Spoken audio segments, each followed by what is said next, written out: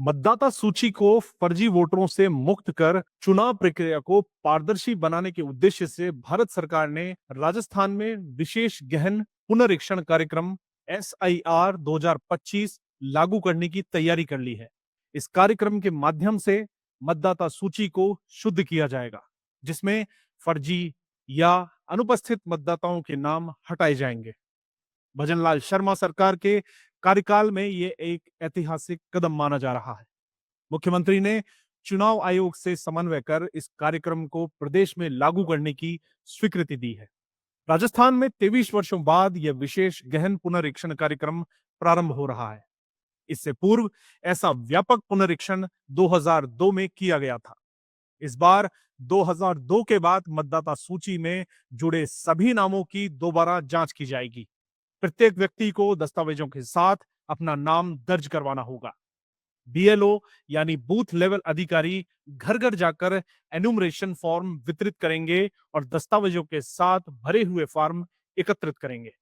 जिन मतदाताओं का जन्म 1 जुलाई 1987 से 2004 के बीच हुआ है, उन्हें अपने साथ साथ माता पिता के वैध दस्तावेज भी प्रस्तुत करने होंगे। वहीं 2004 के बाद जन्मे मतदाताओं को अनिवार्य रूप से माता या पिता में से किसी एक का वैध दस्तावेज देना होगा।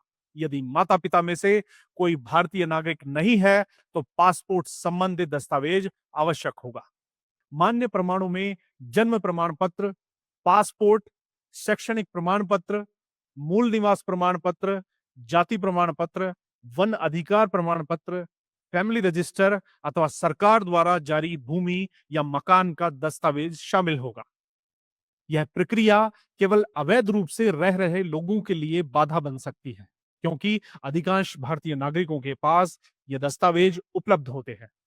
पिछले वर्षों में राजस्थान के सीमावर्ती इलाकों, विशेष रूप से पाकिस्तान से सटे क्षेत्रों में अवैध प्रवासियों की संख्या बढ़ी है। ये लोग फर्जी आधार कार्ड बनवाकर सरकारी योजनाओं का लाभ उठा रहे हैं। SIR लागू होने के बाद ऐसे लोगों की पहचान हो सकेगी और उन्हें बाहर किया जा सकेगा। इस कार्यक्रम को लेकर कुछ राजनीतिक विवाद भी सामने आए हैं। कुछ लोग इसे भाजपा का राजनीतिक एजेंडा मानते हैं, लेकिन यह तर्क दुर्बल है। अगर ऐसा होता तो बिहार जैसे राज्यों में जहां भाजपा का सीधा राजनीतिक लाभ नहीं है, वहां इसे लागू क्यों किया जाता? वास्तव में यह कार्यक्रम सभी नागरिकों के हित में है और लोकतंत्र को मजबूत बनाने की दिशा में एक कदम है। राजस्थान में वर्तमान में लगभग 8 करोड़ की जनसंख्या है, जिनमें से 5 करोड़ 48 लाख लोग मतदाता सूची में दर्ज है। लेकिन यह कहना मुश्किल है कि यह सूची पूरी तरह से सटीक है।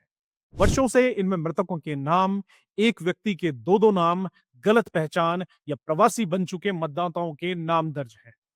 ऐसे तत्व चुनावी प्रक्रिया को प्रभावित करते हैं, जिससे लोकतंत्र को क्षति पहुंचती है। चुनाव आयोग द्वारा किए गए विश्लेषण के अनुसार राज्य के मतदाता 3 श्रेणियों में बांटे गए हैं।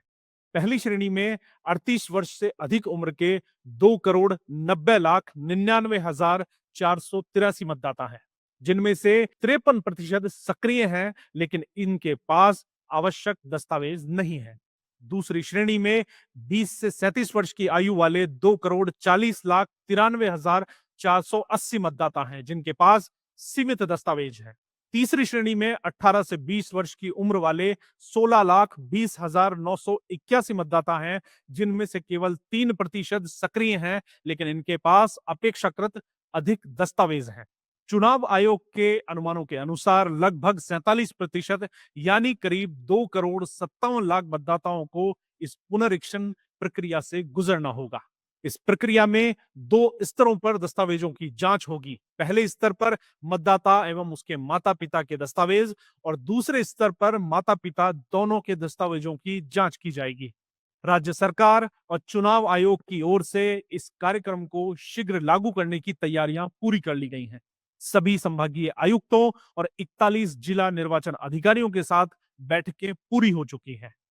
राज्य स्तर पर 271 मास्टर ट्रेनर को प्रशिक्षित किया जा चुका है, जो 28 जुलाई से BLO और पर्यवेक्षकों को प्रशिक्षण देना शुरू कर देंगे। SIR कार्यक्रम को समाज सुधार के एक बड़े अभियान के रूप में देखा जा सकता है, जो प्रत्येक व्यक्ति की पहचान और उसके लोकतांत्रिक अधिकारों की सुरक्षा सुनिश्चित करेगा। भजनलाल सरकार पहले ही स्पष्ट कर चुकी है कि यह कार्यक्रम किसी भी धर्म, जाति, भाषा या वर्ग के विरुद्ध नहीं है।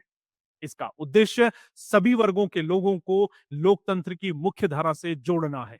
आदिवासी महिलाएं, युवा, झुग्गी झोपड़ी निवासी और पिछड़े वर्ग के लोग इस कार्यक्रम के माध्यम से अपना हक और पहचान प्राप्त कर सकेंगे।